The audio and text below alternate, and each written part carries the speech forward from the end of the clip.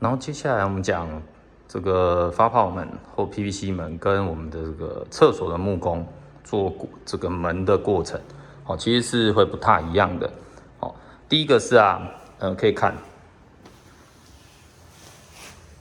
框落地进去，再做门槛。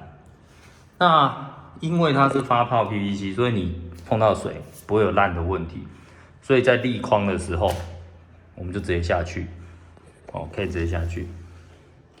这个做法在早年的房子，各位看到20-30年的房子，它即使是实木框，就是木头怕受潮的框，它全部这样做。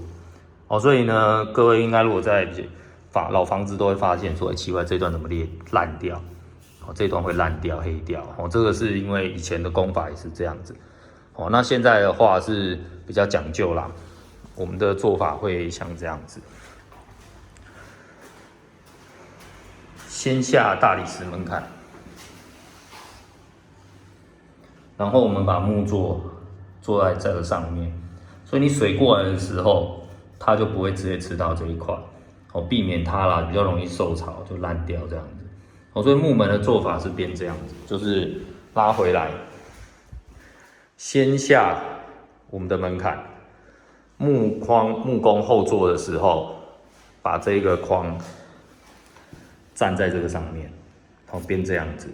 对，那大家也可以去做对比啦。早年的不会这样做，早年的做法是像我们刚刚前面看到的，所以它这个底下就常常会有烂掉的情形。这样子也不是说它不会坏、不会受潮，只是相反的比较不容易啦。